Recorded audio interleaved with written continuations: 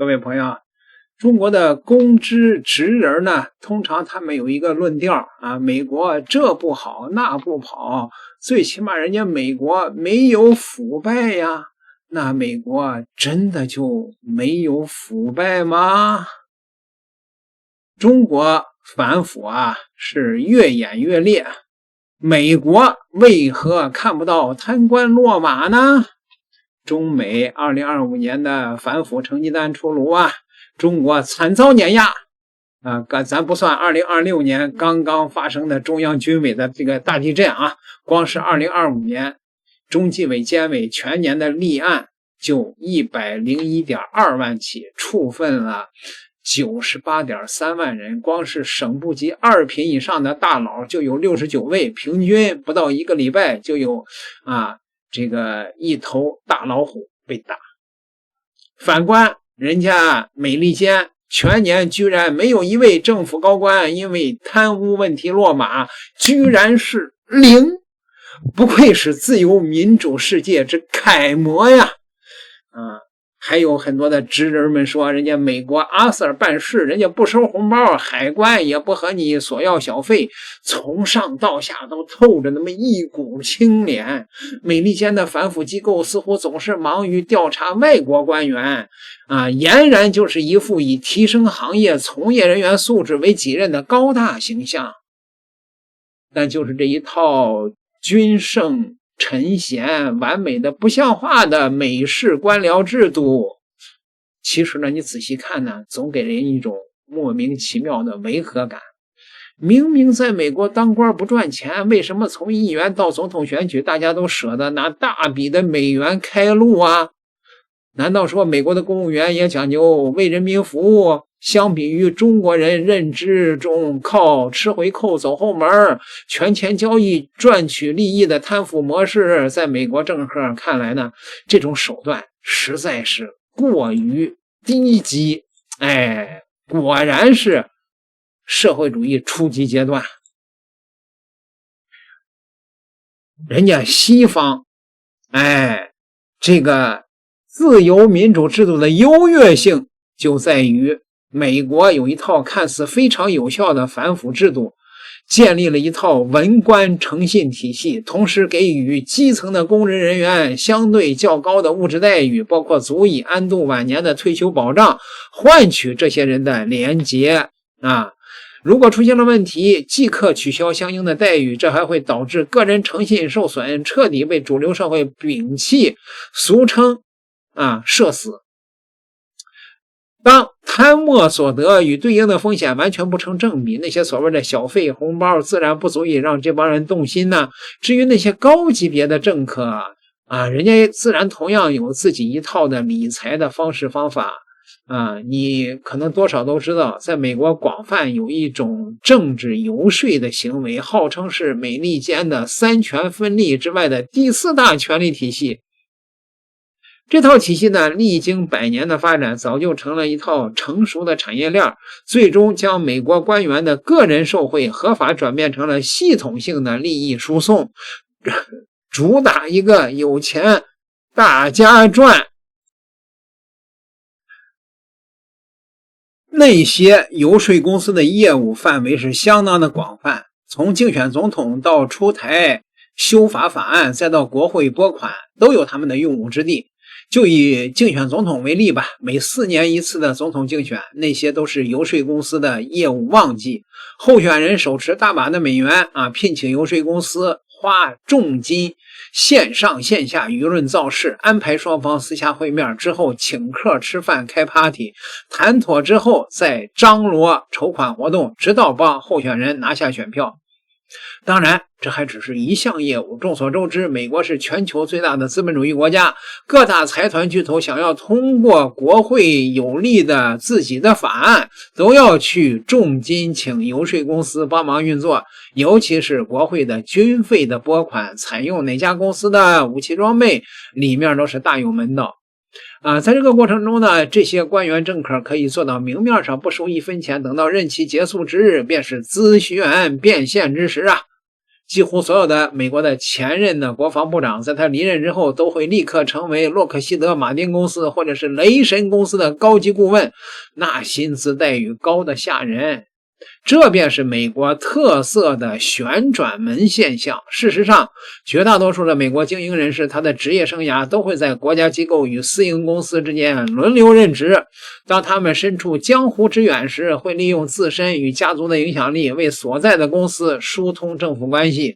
居庙堂之高时，利用手中的职权，光明正大的照顾老东家，重点是不收一分钱，明面上的钱。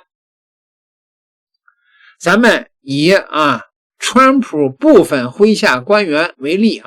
前国防部长马蒂斯卸任以后，转身成了国防承包商通用动力公司的董事会成员，前总统国家安全事务助理麦克马斯特加入了某软件公司的董事会，为前能源部长佩里在离职几周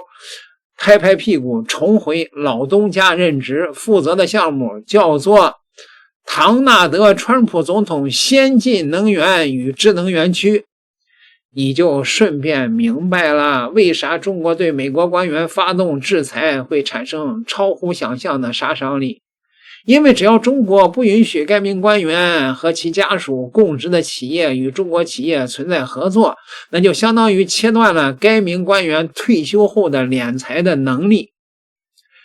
因为任何一家美国的跨国企业，它都绕不开与中国的经贸往来。在美国，这种政商双料人才那是如过江之鲫呀。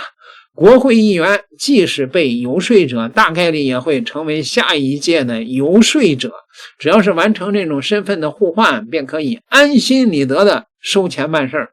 挣钱嘛，生意不寒碜。美国精英在这种政商角色的无缝转换，比手机切换 App 还要流畅。如果不灵敏可以再继续滑一下嘛，对吧？事实上，这种美式的打法与美国的国家政体高度的契合，那就是当资本主义发展到高级的阶段，公共利益与私人利益界限日益模糊，国家集体的通通都是自己的。就是在这种大背景下，美国这些年确实闹出过不少的笑话。美国五角大楼的采购清单上，9万美元一袋的螺丝钉，600万美元的烤全羊都是司空见惯的寻常物。更令人震惊的是，此前还曾传出美国加州的特拉维斯空军基地的 KC10 加油机的专用咖啡杯，自从2016年以来价格大幅上涨，以至于军方当年仅购买了25个杯子就花费了3.2万美元。这些还不是最夸张的，美国海外驻地卫生间的一套出洗手液的那玩意儿，竟然要价14.9万美元。你要知道，这玩意儿在中国网购最低只要几十块钱。这些离谱的价格标签背后，就是军方与承包商之间的利益输送，已经到了连装都不装的地步。完全就是拿美国纳税人当傻子整也难怪会有美国人说，五角大楼的年度军费预算超过一半都花在了军事承包商身上。美国政商两界的这种合法的腐败，给美国社会带来了深远的影响。诺贝尔经济学的得奖的叫约瑟夫就指出，政治游说放大了利益集团的政治诉求，扭曲了美国政策制定的过程。各种政治游说导致了美国政府错误地放松了金融的监管，并导致了金融危机的发生。提到美国的金融问题国会山的股神是一个无论如何绕不过去的话题。你可以设想，如果有一条有利于某行业的法案即将出台，在国会还没有公开之前，就会有大量的议员提前购入相关的产业股票，坐等股票升值。这种做法在美国同样属于合法。在这种操作之下，股神巴菲特这帮人都显得黯然失色呀。更严重的是，这帮游戏的参与者都有一个共同的身份，那便是他们全都是全美国最富有的阶层，代表的也都是富人阶层的利益，造成的结果就是美国的普通人的利益根本无人维护。这种系统性的腐败最终会导致政策偏向于富裕阶层，加剧了社会的不平等。就算有朝一日啊，美国天降某人啊，愿意改善民生，他所面临的阻力那也是超乎想象，最多不过是第二个肯尼迪而已。对于美国政商两界广泛存在的各种游说的体系，不少美国的公众其实也颇有微词。为了保持基本的体面，美国政府啊也曾推出过不少监管措施，可结果就是这帮人啊，没了自行车，但是丝毫没有受影响，就像水里的鱼儿反而游得更快了，真就是把天网恢恢，到处都是漏洞演绎的是淋漓尽致啊！比方说，美国的议员卸任离开国会，为了避免出现相关问题，会面临一个所谓的冷静期，也就是说，在这段时间内，这个议员不得公开对自己的前同事展开游说联络。结果就是这帮人虽然没有入职游说公司，但转身秒变律师事务所的顾问，高举着曲线救国的大旗，继续开始捞钱。此前臭名昭著的政治掮客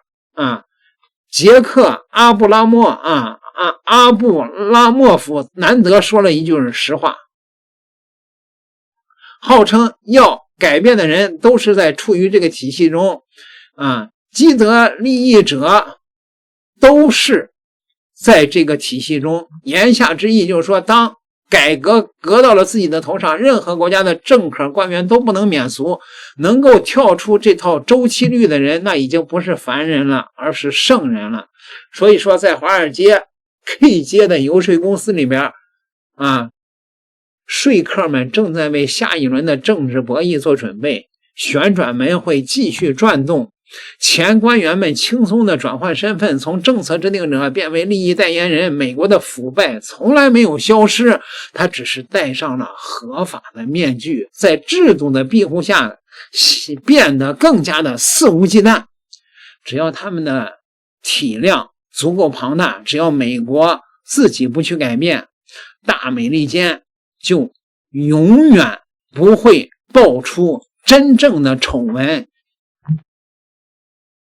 自由灯塔就永远不会有表面上的腐败。大伙儿明白了吗？